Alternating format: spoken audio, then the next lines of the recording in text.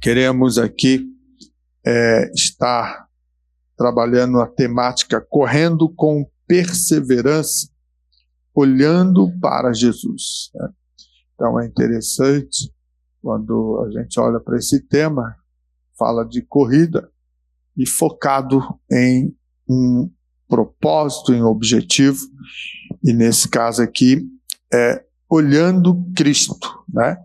Ele é verdadeiramente aquele a qual nós precisamos estar tendo como referencial, como a base sustentadora para a nossa fé. E o escritor aos Hebreus, ao preparar essa carta, ele está direcionando ela aos cristãos judeus que estavam enfrentando perseguição, cansaço espiritual e uma certa tentação em voltar às práticas antigas do judaísmo, né? Então veja, quando a gente fala dessa forma e talvez você não consegue recobrar, né, o processo histórico do povo judeu, então é bom a gente buscar lá no Antigo Testamento a forma como era realizado os procedimentos do sacrifício, a liturgia, né, do culto, e aí você observa que esses cristãos judeus, eles estavam agora sendo perseguidos, e isso você vai encontrar muito no Novo Testamento, quando Paulo, quando outros escritores vão evidenciar a presença dos judaizantes, a presença da perseguição. Por quê? A gente já falou aqui várias vezes, né, nos nossos cultos, e quem vem com frequência, ele vai sempre lembrar que, nesse caso, o povo de Deus, né, os judeus cristãos, eles sofriam uma perseguição dos falsos mestres, dos judaizantes, que eram cristãos judeus que ainda não tinham se desprendido totalmente do aspecto da lei, da força, né, dos hábitos da lei, dos sacrifícios, e eles queriam colocar isso como uma parte do processo de salvação na vida dos novos cristãos. Então, veja, essa pressão, né, de colocar a ideia de retornar ou de guardar os dias sagrados ali, né, os dias do sábado, as práticas dos sacrifícios, que outrora na antiga aliança era natural. Então, isso gerava um cansaço espiritual para o povo. Então, o escritor aos Hebreus, ele vai trabalhar, né, dentro de um projeto, e isso mostra que Deus, no cuidado com a igreja iniciante, ele está, então, trazendo homens, né, com uma certa experiência na história, na vivência, e alcançados pelo poder do evangelho transformador, gerando fé para olhar para frente, para não ficarem presos, né, travados em religiosidade, em legalismo, que muitas das vezes isso abafa a fé, ou até mesmo sufoca ela de tal maneira a fazê-la morrer. Então veja, quando o escritor aos Hebreus ele trabalha essa questão, ele vai mostrar o seguinte: ele exorta ao povo a permanecer em Cristo. Por quê? Cristo é o sumo sacerdote perfeito. Ele é o mediador da nova aliança. Então veja, está saindo da velha aliança e mediado por Cristo, entrando na nova proposta da aliança, que vai fazer crescer, desenvolver e alcançar coisas maravilhosas. Então, é muito importante quando a gente lê o texto e começa a abrir os nossos horizontes, a descobrir Veja, os capítulos anterior, 11 e 12 aqui, né? Lemos o 12. O 11 e o 12, eles estão interligados. O 11, o autor aos Hebreus, ele traz, assim, um panorama, né? Ele vai reconstruindo. Por isso é bom você ler Bíblia, né? Para você ficar amparado. Então, assim, ele vai trazendo um panorama do processo dos acontecimentos, né? Então, desde lá da primeira fase, né? Lá no Gênesis, lá no princípio, quando então ele traz aqui a galeria dos heróis da fé, no capítulo 11, ele vai produzindo o seguinte, ó, Abel, ele foi aquele que chegou na presença de Deus, ofertando um sacrifício e foi aceito. Caim foi rejeitado. Aí ele vai mais à frente e ele fala, ó, Noé foi também um dos grandes heróis, né, que foi estruturado na fé, em crer naquilo que era impossível para a sua época, mas Deus falou, faz porque vai ter vitória. Então ele constrói uma libertação da sociedade mundana que estava vivendo para um propósito diferenciado no trabalhar de Deus para a humanidade. Aí depois ele vai continuando, né? Ele também cita, né?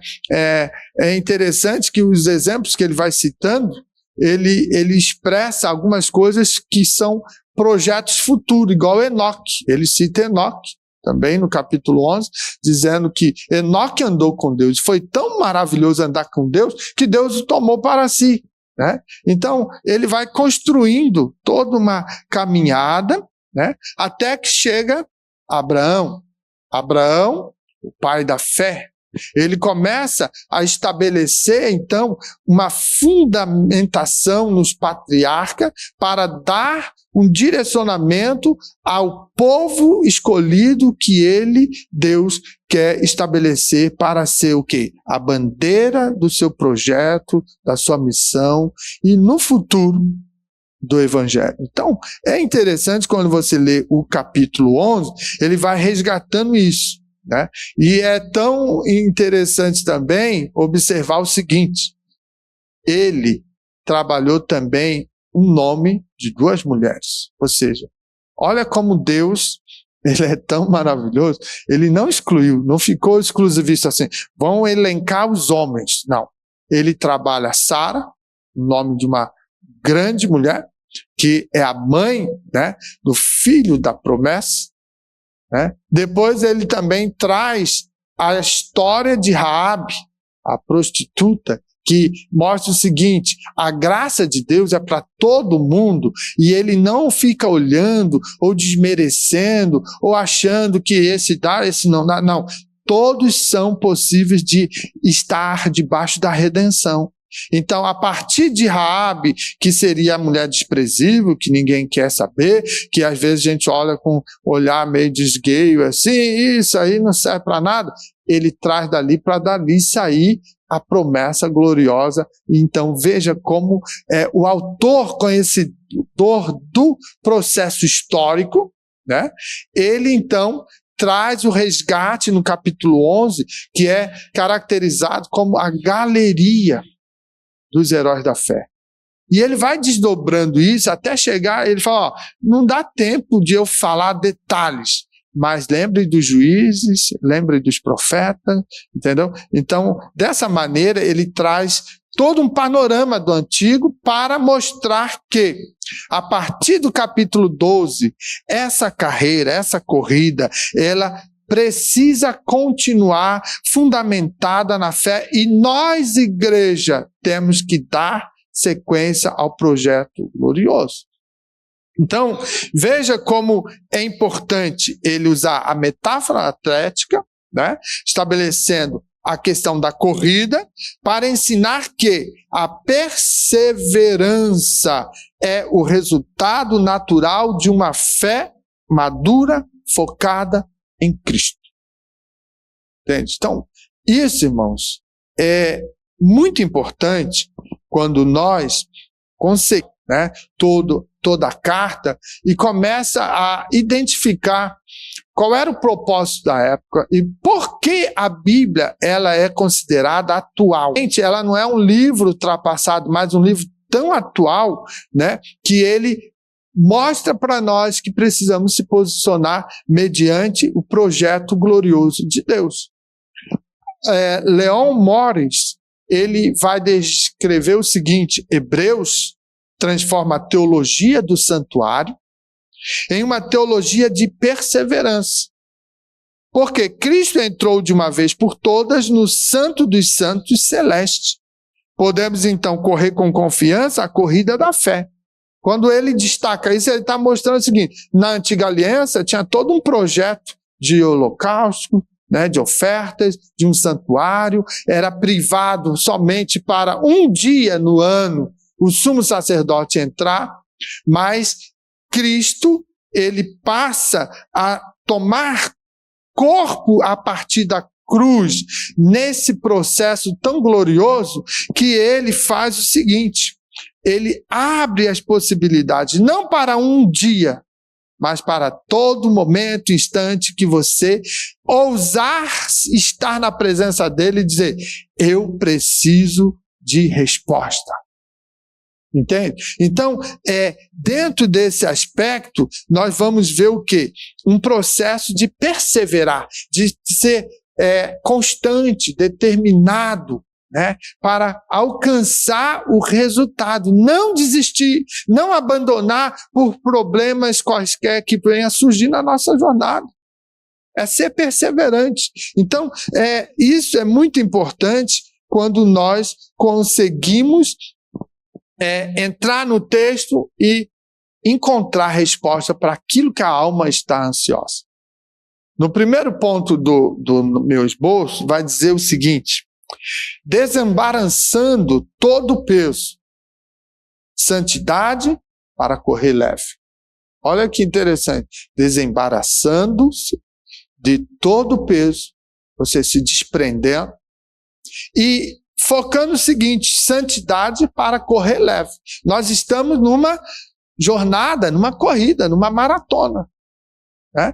E aí o texto vai dizer em Hebreus, no capítulo 12, verso 1, a parte B, ele vai dizer assim, ó: desembaraçando-nos de todo peso e do pecado que tenazmente nos assedia, que constantemente está tentando nos envolver, que verdadeiramente pode nos derrubar. Então, veja, se desembarace do peso e do pecado. Então, não pode pensar dessa maneira, que o desembaraço ali é somente o pecado. Não. É de todo o peso.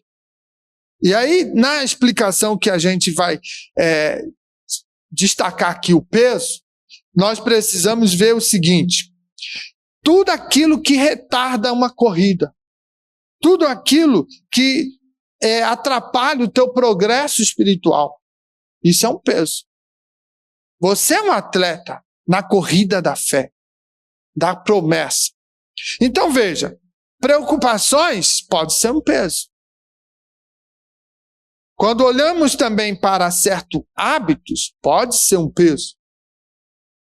Observando algumas situações de ressentimentos, que tem gente que gosta de colecionar ressentimentos. Isso pode ser traduzido como peso. Você está na carreira, na corrida. Você tem um objetivo, tem o lugar da chegada, do propósito. O seu alvo é chegar. Não é questão de ser primeiro, segundo, terceiro, é chegar. Então, nós aqui estamos vendo o autor aos Hebreus trabalhar dentro dessa analogia de uma maratona, de uma corrida, né? De alcançar um projeto de conquista. Então ele diz: desembarace de todo o peso. E o peso também pode ser vaidade. Quantas pessoas vaidosas abrem mão de alcançar o céu por causa da vaidade?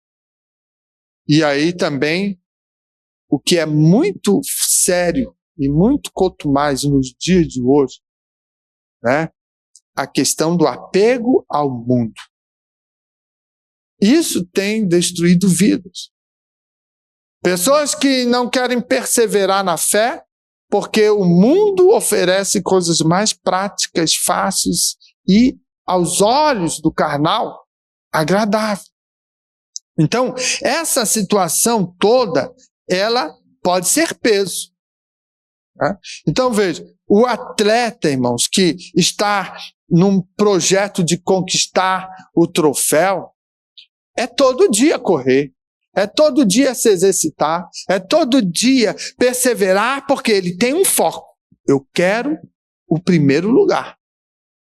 Eu preciso alcançar. Então, tudo que venha a atrapalhar, ele remove, ele tira do seu caminho.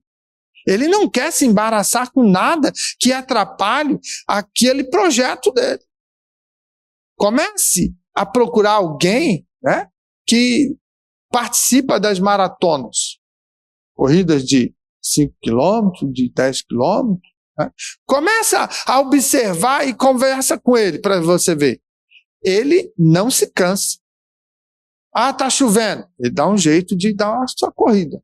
Ele precisa treinar na academia, levantar peso, criar, né, assim, como dizer, estrutura física para poder suportar as subidas, as descidas, o calor, talvez o vento, os obstáculos naturais daquela maratona. Ele tem que estar pronto, tem que ter resistência.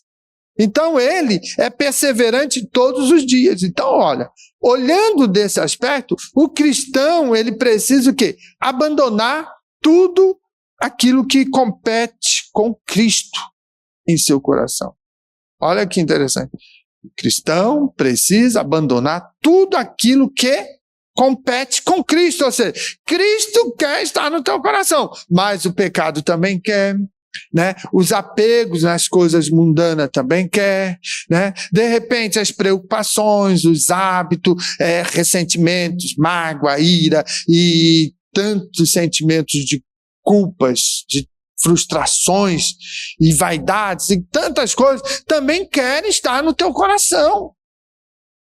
Então isso compete com Cristo. Por quê? Se nós somos salvos em Cristo Jesus e declaramos publicamente que Ele é o nosso Senhor, não tem lugar para mais ninguém. A primazia é dele no nosso ser. É Ele que tem que reinar, é Ele que tem que habitar. Então, olhando dentro dessa ótica, nós temos competidores, né, que muitas das vezes estão correndo no mesmo projeto, no mesmo propósito, mas assim, é competidor. Ele, de certa forma, é o teu adversário. Se você, como diz outro, cochilar, ele vai embora. E você fica e perdeu o primeiro lugar. Então, Cristo tem que ser primazia. Cristo precisa estar em nosso coração. Então, o autor aos Hebreus está trabalhando essa relação. Né? Olha como expandiu. Né? Você lê, de repente, somente o versículo. Portanto, nós também, pois que estamos rodeados de uma tão grande nuvem de testemunha, né? Uma outra versão, deixemos todo embaraço e o pecado que tão de perto nos rodeia e corramos com paciência a carreira que nos está proposta. Parece que ficou só nisso, não, está se abrindo os horizontes. Agora você consegue estar sendo inserido no texto para poder estar atento e não perder o foco que é os céus. Entendeu? Temos também a questão, né? A gente falou do peso, agora a questão do pecado. E o texto diz que tenazmente nos assedia. Isso faz o seguinte, ele indica um padrão de rebeldia persistente. Pecado sempre é considerado um padrão de rebeldia. Por quê? Ele faz você desobedecer os mandamentos. Toda vez que você cai em pecado, ou pensa em pecar, o teu ser, a tua consciência está se rebelando contra um mandamento do Senhor. Entendeu? É fundamental você ter isso em mente. Por quê? Porque você sabe que você pecou. Antes da lei, né, ninguém sabia pecado. Mas quando veio a lei, ela revelou o pecado. Por quê? Ela revelou que você, não guardando a lei, você estava desobedecendo, você estava errando, você estava saindo do projeto, do alvo. Então veja, Deus, na pessoa do Cristo, o seu Filho, ele estabeleceu agora que Jesus Cristo é o caminho, é a verdade e é a vida. Quando nós saímos dentro desse projeto, desviamos-nos desse propósito, nós estamos desobedecendo, nós estamos negando, estamos rebelando, então nós estamos pecando. Porque pecar é errar o alvo. Entendeu? Então veja, quando a gente olha essa condição de um padrão de rebeldia persistente, ou seja, contínuo, constante, presente, está sempre ali à disposição, então nós precisamos cuidar, porque isso aprisiona a alma. Isso nos envolve e nos impede crescer. O nosso crescimento fica raquítico quando nós estamos debaixo do jugo do pecado. Estamos sendo destruídos. Então veja, o que faz mudar a situação? O que eu coloquei como o tópico, né? Desembaraçando de todo o peso, e a santidade nos faz correr leve. Então veja, a resposta está aqui. A santidade, portanto, não é um adorno, irmãos. Ela é o ritmo da corrida cristã. Adorno é alguma coisa que você coloca para destacar, mas você pode tirar. Quando nós entendemos que ela dá ritmo, que ela dá possibilidade, que ela dá as condições para você desenvolver, crescer, então não é adorno. É algo que precisa fazer parte do teu dia a dia, da tua história, da tua vida. Olha como é diferente quando a gente abre nosso olhar e entendemos que o projeto de Deus na cruz, através de Cristo, não foi simplesmente para mais uma morte. Foi o diferencial no resgate e santificação para todo aquele que aceita Ele e coloca no coração. Então, Cristo é representado no nosso ser, na nossa vida, através do Espírito Santo. E olha, o próprio termo já diz, Espírito Santo. Traduz santidade, pureza, né? Não existe imundícia, não existe mácula, não existe nada que possa denegrir a pessoa dele. É o Espírito Santo. E ele está onde? No lugar aonde o Espírito Santo possa estar.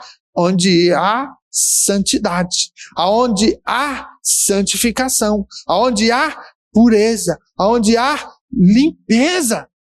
Lembra da antiga aliança, do tabernáculo, do lugar santo dos santos? Um dos locais, né, dentro do tabernáculo que não se entrava de qualquer maneira, porque realmente iria morrer. Porque ali era um lugar mais santificado. Então veja, a glória de Deus, a presença dele estava naquele ambiente. E como diz o texto, que Deus é santo, que Deus é luz. Então veja, aquele ambiente só podia entrar a pessoa estabelecida para naquele momento, naquele dia, em determinado mês do ano. Então ele entrava ali, se preparava, se estabelecia dentro dos critérios que as regras exigiam, que Deus estabeleceu, e ele entrava. Mas olha só, era tão sério o negócio que, segundo os escritores, ele tinha que amarrar uma corda na sua cintura. Porque se caso aquele homem não estivesse apto, não haveria misericórdia. Ele está entrando na presença do Todo-Poderoso, o Deus Criador dos céus e da terra. Então ele cairia e alguém tinha que puxar. Olha a seriedade. Agora, a partir de Cristo, o sumo sacerdote, que ele vai na presença do Pai e entra no santuário celestial e estabelece a consumação do projeto para que eu e você, pecadores, debaixo de um jugo terrível, fôssemos libertados do cativeiro e agora desfrutar de uma possibilidade de sermos chamados de santos. Então a santidade através do corpo, do sangue de Cristo vertido ali na cruz, esse sangue nos justificou, nos purificou, nos transformou, nos preparou para que agora Ele, o Espírito Santo, faça morada. E Ele vai morar onde? No lugar que é verdadeiramente santificado pelo sangue do Cristo, o Cordeiro. Entendeu? Então você hoje tem o Espírito Santo habitando porque você é santo. Ah, mas então eu posso ter um jeitinho, eu separo um cantinho para aquelas coisinhas que eu gosto. Aquilo assim, às vezes eu dou uma escapadinha. Não tem. Você produzindo isso, automaticamente o Espírito Santo vai saindo. Porque ele não consegue. É igual a questão da água e o óleo, o azeite. Não se mistura. Você pode bater, né, misturar, né, pega ali um processador, põe ali, mistura, vai. Quando começar ela parar, daqui a pouco você vai vendo a separação. Não se adequa, não tem como fazer conchavo com isso. Então nós, irmãos, é a mesma coisa. Não existe justificativa, né, para que nós possamos fazer um meio termo, porque isso é tendência da natureza carnal caída. Tentar dar um jeitinho, não dá. Tiago diz assim, lá no capítulo 1, 21, lancemos de nós toda a imundícia e acúmulo de maldade, e acolhamos com mansidão a palavra em nós implantada. Olha aí. Ele não está falando, acho que talvez possa ter uma imundícia, talvez possa ter alguns maldosos. Não, ele está afirmando o seguinte, lancemos de nós, ou seja, ele sabe, a tua natureza é carnal. Ela é passível de acumular maldade. Ela é possível de agregar imundícia. Então, assim, lança tudo isso fora e acolhe a palavra. O salmista vai dizer isso, eu gosto muito de citar isso, porque é uma verdade, né? Que nós guardemos a palavra no nosso coração para não pecar contra ti. Diz o quê? Guarda a tua palavra, guarda os decretos, os mandamentos, para não pecar contra ele, o Senhor que estabeleceu o mandamento. Então, isso é muito importante, porque isso vai direcionar a sua vida, o dia a dia na sociedade. Vamos buscar o exemplo lá de José. José está no Egito, ele se livrou de um peso, né? Qual que era o peso? A tentação, que ele estava sendo, né, afrontado todo dia. Na casa de Potifar, estava lá aquela mulher, tentando e convidando os convites, e ele se escapando. Quando a coisa parece que fechou um cerco, ele puxou e saiu fora. Perna para quem te quer. Não vou ficar aqui embaraçado. Era um peso. Outro peso que poderia estar dominando a vida de José era a vingança. Quero ver, agora meus irmãos estão chegando aí, né? Já identifiquei, eles não me reconhecem. Agora eu vou fazer eles comer o pão que o diabo amassou. Olha o comportamento, né? E o sentimento humano. Quando Deus está no negócio, isso tudo é dissipado. Impera o amor de Deus. A vontade de Deus tem que estar imperando na nossa vida. Então veja, quando eu guardo a palavra, quando eu compreendo ela e coloco ela como primazia no meu coração para ser regra de fé, então eu vou me manter puro diante de Deus. E aí quando eu vejo aquele irmão que às vezes me fez um mal e que não sei o quê, olha, foi coisa do passado. Eu quero é Deus. Eu quero adorar Ele. Eu quero superar isso. E aí o irmão chega e você tem que abraçar, você tem que cumprimentar. Naturalmente, não tem mais como ficar com aquela comunhão de viver na casa dele, ele na tua casa, porque às vezes, né, a natureza no homem é terrível, mas você também não precisa mais guardar os rancores. E em alguns casos, eu conheço pessoas que são amicíssimos, entendeu? Ficaram com problemas, mas hoje foram transformados de tal maneira, superou e são amigão. E aí? Entende? Mas tem casos que assim, você fica sempre desconfiadinho, né? Porque aquela pessoa fez isso e você não vai ter mais 100% de confiança naquela relação. Mas não quer dizer que você guarda o ódio, o rancor, um trauma e não tenha perdão. Eu não sei se você consegue entender isso. É possível suportar, passar por cima disso tudo e resolver pelo poder do amor de Deus? É. Porque o amor de Deus, irmão, ele é um processo que ele vai acontecendo. Pode ser que chegue lá na frente que você está totalmente mudado, transformado e não tem mais nenhuma dificuldade. Entende? É um processo, assim como a santificação é um processo na nossa vida. Ele vai aprimorando.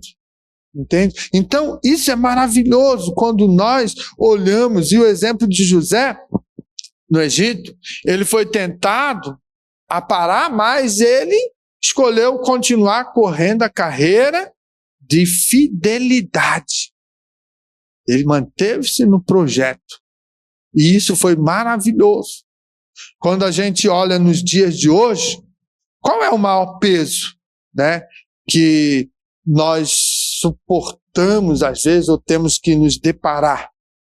Será que é o externo? Ou é interno?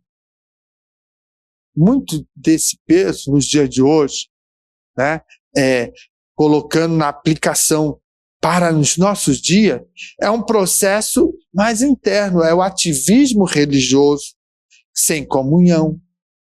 É também a busca por aprovação humana e falta de perdão. Isso é algo muito peculiar à pessoa. Tem pessoas que eu preciso aparecer. O cargo é meu, a posição é minha, mas ninguém. Então eu tenho que pisar nesse ou naquele outro, tirar do meu caminho, porque é eu que preciso estar lá. Isso fala de pessoas corrompidas, que não entendeu o projeto glorioso, que não entendeu que o céu é para todos que crê. E aí, de repente, isso pode ser o quê? Um peso que vem lá do seu íntimo e começa a contagiar, às vezes, pessoas, envenenando pessoas, matando pessoas. O ativismo religioso ele é horrível. Porque ele nega a cruz. Ele estabelece que as regras e os primórdios da sua fé, daquilo que move ele, é o seu ativismo. Ele estabelece a sua justiça. Nega tudo aquilo que Deus, na pessoa de Cristo, estabeleceu. A justiça que tem que imperar no coração do homem salvo em Cristo Jesus é a justiça divina, irmão. Que ela é perfeita. Então veja, quando nós temos essa religiosidade, esse legalismo que muitos ficam travados, ele não cresce e não deixa ninguém crescer e atrapalha a obra de Deus. Então isso é terrível, né? Então, para os dias de hoje, né, nós precisamos, irmão, analisar o seguinte: o que está pesando em minha alma? Isso é você que tem que analisar. O que está pesando em minha alma, me impedindo de correr livremente? Você já viu aquela situação que às vezes vem uma pessoa na igreja e ela vem na frente, aceita Jesus, já é batizada com o Espírito Santo. Ou já é curada. E você fala: meu Deus, estou aqui 10 anos, 20 anos, buscando batismo com o Espírito Santo e não consigo. Queria ser curado, não consigo. E essa pessoa mal chegou hoje, aceitou Jesus, já foi. Entendeu? Por quê? Caiu o peso que travava ela. Ela ficou livre. E nós, às vezes, ficamos arrastando a cruz mais pesada do que precisava ser. Botando empecilho em tudo e negando a fé em Cristo, porque Ele é o libertador. Entende? Então, é tremendo isso. Quando nós não fazemos assim aquela leitura de como estou eu vivendo. Eu estou carregando peso nessa carreira, nessa corrida da fé? Ou eu estou desimpedido, livre, correndo e buscando cada vez mais agradar a Deus, e o céu é logo ali? Entende? Então, pensa nisso. John Stott, ele diz assim, ó: a santidade não é uma pausa na corrida, é o caminho por onde corremos. Veja, a santidade não é uma pausa na corrida, é o caminho por onde corremos. Então, precisa seguir essa caminhada, essa estrada da santidade para alcançar verdadeiramente a vitória. O segundo ponto: correndo com perseverança. Eu gosto de acelerar, que o relógio acelerou. Estava tão bom, né? Meu Deus do céu. Correndo com perseverança, o que vai dizer? Fé ativa mesmo no cansaço. A fé ativa mesmo cansado. Mesmo querendo, às vezes, né, ir mais devagarzinho. Mas a fé está ali ativa. Com a questão da perseverança. Hebreus 12, verso 1, parte C. Corramos com perseverança a carreira que nos está proposta. Então veja, a palavra perseverança, né, do grego hipomone, significa constância firme sob pressão. Constância firme sob pressão. Para você alcançar certos resultados, tem crises, tem adversidades, tem dificuldades, tem barreira, obstáculos. Mas você tem projeto de conquistar. Então você fica ali constante. Não, eu vou lá, eu vou conseguir, vai dar certo, eu vou superar, eu vou ter aquilo que eu estou buscando. É essa perseverança, essa firmeza, né, que o autor ele mostra que a fé verdadeira, irmãos, não é apenas crer. Ela é continuar crendo mesmo quando nada parece fazer sentido. Olha só. Às vezes a gente fica assim: fé, eu tenho fé, porque eu creio. Não é só isso. É saber se ela continua na hora que dá tudo errado. Na hora que você está vendo o prêmio e ele desaparece. E aí você fala, mas não tem sentido, eu estava ali, pertinho, eu ia... É nessas horas que tem que ver se ela perdura, se ela é constante, se ela é real. Entende? Então, olhando assim, a gente observa que os cristãos hebreus, eles estavam enfrentando oposição.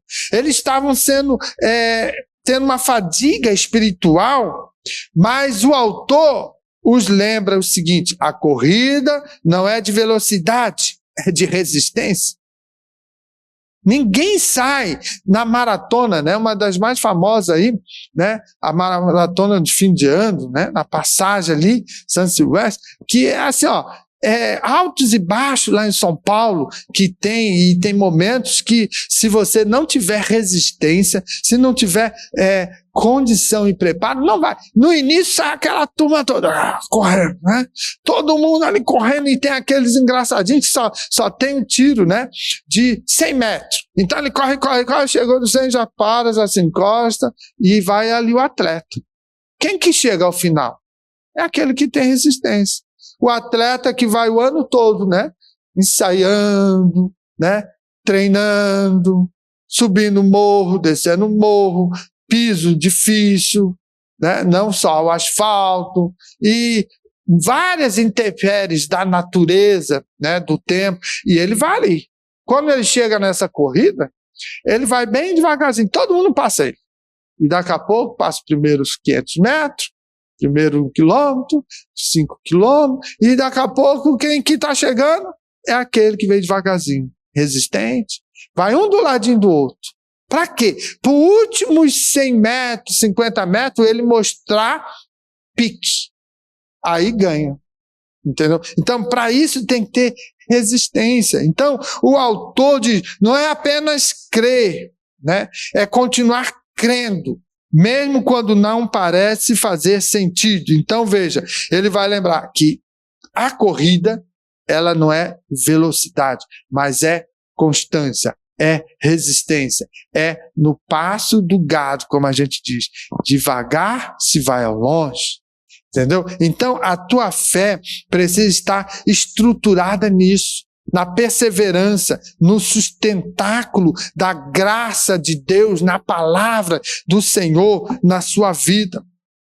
Tiago diz, bem-aventurado o homem que suporta com perseverança a provação, porque depois de ter sido aprovado, receberá a coroa da vida. Jó é exemplo disso. Perseverou, irmãos, sem resposta imediata, sem entender como eu perco tudo de repente, em questões de dias, sumiu tudo o meu patrimônio, minha família, a mulher me dizendo para mim me matar logo, para acabar com esse sofrimento, todo mundo contra mim, os meus amigos vêm me acusar, dizer que eu tenho pecado, mas eu só sei dizer uma coisa, eu sei que o meu Redentor vive. Entende? Então, nessas horas, ele não estava compreendendo o porquê da dor. Ele não compreendia, mas ele confiava em Deus. E isso foi o quê? Um processo de perseverar, de estar firme, estruturado para conquistar o resultado. Então, perseverar hoje, irmãos, é resistir. Resistir o quê? A apatia espiritual, o desânimo ministerial, né? E ao relativismo moral. Você lembra que no passado certas coisas eram errado, hoje já é certo. Aquela questão relativista, né? Para um é errado. Não, mas eu acho que é certo. Para mim tá bom. A minha verdade, ela é a certa. A tua não é tão certa. Então, começa a gerar uma confrontação e, na fé, a nossa corrida, ela é individual, mas ninguém corre sozinho. Por quê? A igreja é a pista onde os santos se fortalecem uns aos outros. Então, veja, aqui é o ambiente da coletividade, aqui é um ambiente onde nós propagamos a verdade, a palavra de Deus, a palavra que sustenta, que fortalece, então eu estou correndo e a minha salvação é individual. Eu tenho que resistir, tenho que perseverar, eu tenho que focar o céu, mas eu também me fortaleço e fortalecendo também os outros. Quando eu olho o meu irmão, o testemunho de fé dele, o esforço dele, eu me fortaleço. E quando alguém chega e fala, vai irmão, vai dar certo, Deus vai te abençoar, vai te dar vitória. Tudo isso são processos, um dos outros ajudando para o mesmo propósito. Então, é uma corrida da fé e de forma individual, mas você não corre sozinho, você estende a mão, você abraça o teu irmão, você carrega ele em oração e você dá palavra de ânimo, de consolo, de conforto para chegar no alvo. Essa é a proposta. Quando W. Tozer, um grande teólogo, ele diz o seguinte: a fé que não suporta o tempo não é fé bíblica, é entusiasmo religioso. Veja, a fé que não suporta o tempo não é fé bíblica, mas sim entusiasmo religioso. Isso é perigoso. Está entusiasta. Oh, que bom, vamos fazer. Já viu aqueles crentes que quer fazer tudo correndo e vai ganhar o céu e o mundo todo, daqui a pouco desanimou. Por quê? Era só um entusiasta. Era uma questão de um entusiasmo, de algo passageiro. O que nos fortalece, o que nos sustenta é a fé. A fé que nos consegue levar à presença de Deus, a manter a disciplina de cumprir os mandamentos do Senhor. É a fé. E olhar sempre para o autor da nossa fé, Jesus Cristo. O ponto 3 para fechar, olhando firmemente para Jesus, o foco que sustenta a jornada. Então, capítulo 12, verso 2 vai dizer, olhando firmemente para o autor e consumador da fé, Jesus, o qual, em troca da alegria que lhe estava proposta, suportou a cruz, não fazendo caso da vergonha, e está assentado à direita do trono de Deus. Aqui, nós olhamos o autor à carta aos Hebreus, dizendo o seguinte, que Jesus, o Cristo, é o autor e consumador da fé. Então veja, é Ele que iniciou e completou a obra da salvação. Não foi outro. Não foi um dos grandes líderes da história da humanidade. Não, foi Cristo. É Ele que iniciou o processo, é Ele que completou a boa obra e é Ele que nos garante a salvação. Então veja, irmão, que não é apenas Ele um exemplo supremo, mas Ele é a fonte e o alvo da nossa fé.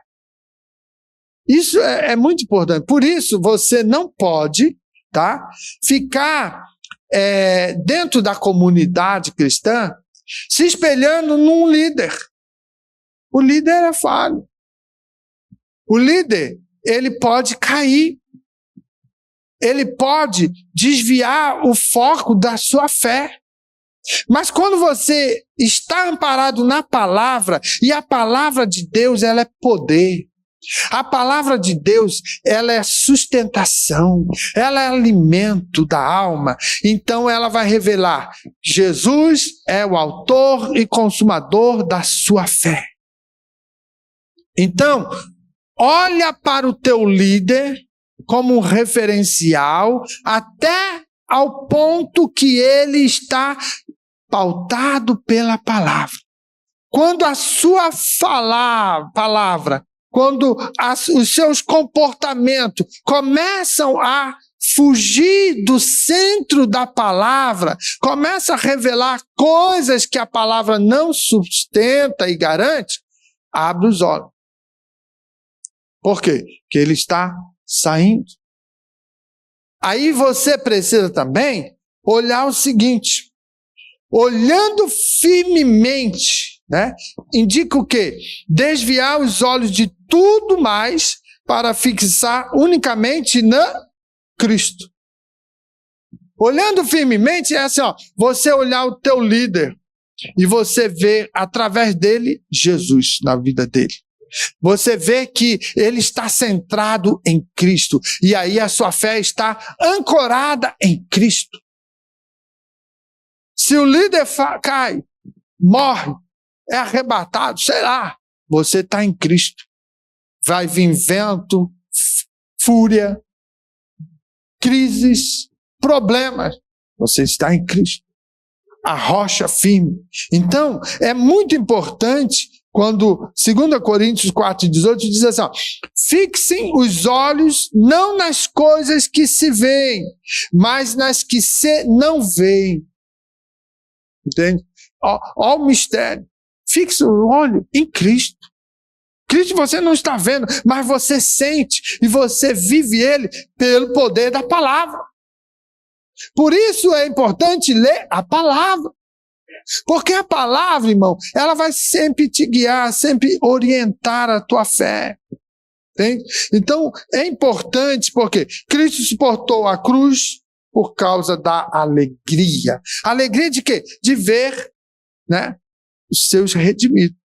De ver a sua noiva, a sua amada igreja sendo salva, arrancada do poder do pecado, né, debaixo do sofrimento que verdadeiramente vivíamos antes de conhecermos o evangelho transformador. Então, veja, o sofrimento não foi o quê? Obstáculo para Cristo. Quando ele está naquele processo no Getsêmani, e ele antecipa o propósito da cruz, e ele observa que vai ser terrível. Ele faz a oração, Pai, é possível afastar esse cálice? Não? Estamos juntos. Então, se não é possível, eu encaro, eu enfrento, eu vou lá, porque lá eu estou vendo que vai ser cravada em mim a cédula do pecado da humanidade. Vai ser colocado em mim na cruz. E isso, falando agora de um verdadeiro homem e verdadeiro Deus, ele está experimentando uma dor terrível, um sofrimento muito angustiante, a ponto que ele está suando gotas de sangue. É a dor mais terrível do ser humano, é o nível mais tenebroso que possa existir, a ponto de o seu suor se transformar em sangue, pela aflição da cruz. Mas ele sofreu isso com alegria, porque ele viu, almas serão alcançadas, e o céu será povoado, porque o meu sangue será como a semente que vai gerar almas, vidas. Então, isso é muito importante, é maravilhoso. Um exemplo para nós se ambientar aqui é Pedro. Pedro está lá no mar, no barquinho ali, e de repente o mar revolto, e daqui a pouco vem lá um vulto, e aí eles pensam, ó, vem um fantasma. Meu Deus, nesse processo todo de uma escuridão, pensa assim, tenta imaginar a escuridão, mar revolto, relâmpagos, e daqui a pouco no meio de uma onda que desce e que sobe, e aí aparece um vulto. Meu Deus do céu, tu já está com medo por causa do mar revolto, né? Pode afundar e a nau ser tragada. Aí daqui a pouco, num levanta e baixa de uma onda, um relâmpago bateu, apareceu um vulto, rapaz, aí morre do coração. E daqui a pouco Jesus vem, ei, não tem, mas não. Ah, é tu, Senhor? É, sim. Ah, então, certo, eu quero ir aí. Olha só, Pedro estava andando sobre as águas, olhando Jesus, focando em Cristo. Mas quando ele para e desvia o seu olhar, o seu foco, isso é o problema e o perigo do crente. Quando ele perde o foco, E ele começa a sentir o vento forte, as intempéries da caminhada. Quando ele começa a ser confrontado e ele tira o foco de Cristo, ele começa a ver problema. Ele começa a ver o problema do irmão, ele começa a ver que estão rindo dele, ele começa a ver um monte de embaraço. E aí o Pedro, olhando as ondas e o vento, ele passa o quê? A afundar. Ele começa a afundar porque desviou o olhar de Jesus, a ponto de ele pedir misericórdia. Mas quantos que estão na carreira da fé e quando encontram os desafios, às vezes prefere desistir, abandonar e se afunda nesse mundo? Nós precisamos ter fé e perseverança, porque o vento vai vir, a crise vai chegar, os problemas vão bater na tua porta, mas não pode desmerecer a sua fé que Cristo plantou na pessoa da palavra dele no teu coração. Então a tua fé tem que ser constante, perseverante, estruturada, para nessas horas falar: Deus, tem misericórdia de mim, me ajude a vencer, me dê graça, me fortalece. Quando Pedro pede, então o Senhor estende a mão, segura e novamente a segurança é recomposta. E agora vem com Cristo para o barco. Quantos metros era, irmão? Não sei. Mas para experimentar aquele momento, provavelmente deveria ter alguns metros pela frente, bom. Para ele andar, para ele sentir a onda que vinha e ele não afundar, ele ter o rebate, né, do vento, os relampejos. Não era um metrozinho. Provavelmente tinha uma boa distância para ele experimentar, confiar em Deus. A nossa trajetória para o céu tem uma distância.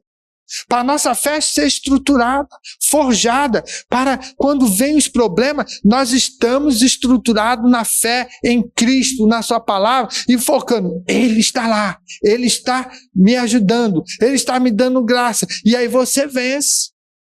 Agora, quando Ele volta, vem segurando a mão do Mestre, do Cristo. Estão voltando para o barco de forma segura, entra no barco e segue viagem. Então veja, isso é muito importante para que quando a gente se fortalece olhando para Cristo, a nossa fé possa se enfraquecer, mas olhando novamente, focando nele, nós seremos mais do que vencedores. Nós também precisamos cuidar nas distrações deste mundo.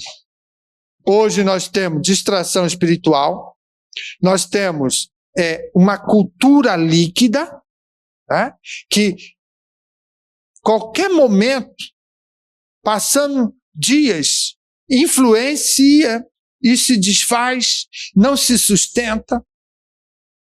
Quem tem um tempo na sua história, na linha do tempo da sua vida, vai lembrar lá do passado, coisas que hoje diz respeito às tuas atitudes.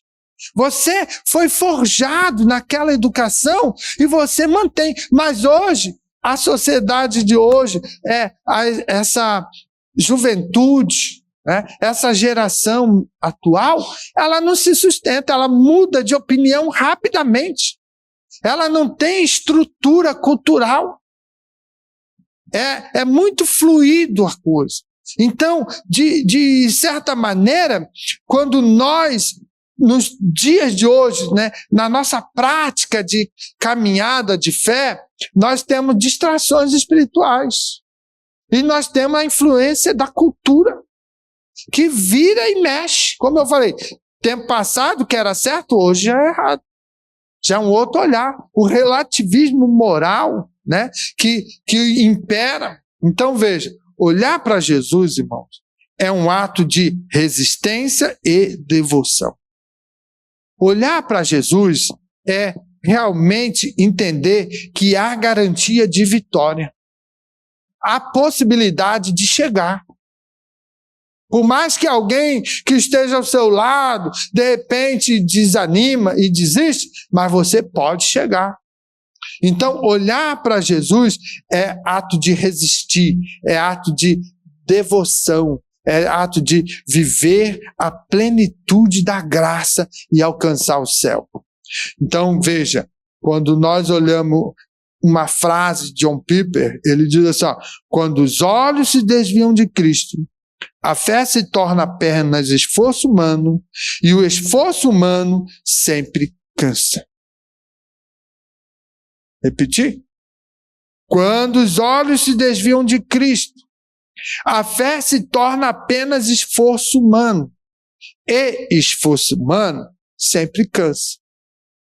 Então veja, quando nós saímos da esfera sobrenatural, espiritual, queremos achar que as estratégias que está em voga hoje faz assim que dá certo. Olha, age dessa maneira que vai ser maravilhoso. Quando nós caímos na esfera humana, nós nos cansamos, nós nos perdemos. Mas quando olhamos para Jesus, autor, consumador da nossa fé, então nós conquistaremos o céu, nós alcançaremos vitória. Então a corrida cristã, ela exige santidade para começar. Ela exige perseverança para continuar. E ela exige foco em Cristo. Olha só, foco em Cristo para terminar a carreira. E aí você pode dizer o que Paulo fala em 2 Timóteo 4, 7 a 8. Combati o bom combate, completei a carreira, guardei a fé. Já agora a coroa da justiça me está guardada, a qual o Senhor, justo juiz, me dará naquele dia. É tão bom quando a gente só escuta isso nos velórios. Tá lá. Repete-se constantemente isso. Mas é tão bom quando nós vivemos isso.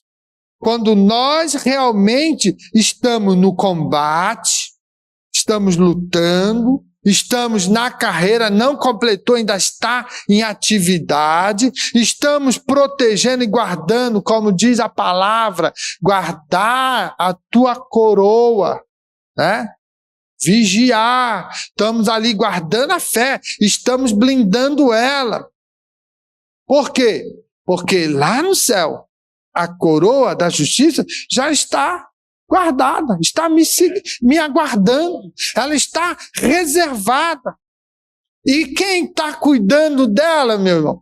Jesus Cristo, o justo juiz, que vai nos dar naquele dia para todo aquele que é vencedor. Amém?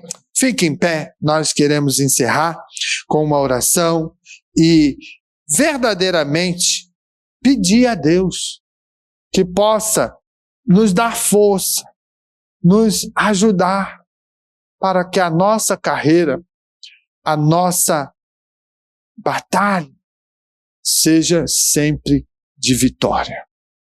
Pai amado, em nome de Jesus, rendemos louvores a Ti e agradecemos por essa noite tão especial que Tu nos concede mais um momento para estudar da Tua palavra. Venha abençoar o Teu povo, a Tua amada igreja, e que a fé verdadeira venha fluir cada dia, cada manhã, Senhor, seja um renovar da nossa fé, para que possamos olhar para Ti, o autor e consumador da nossa salvação. Abençoa o Teu povo, guarda, sustenta e fortalece, em nome de Jesus. Amém.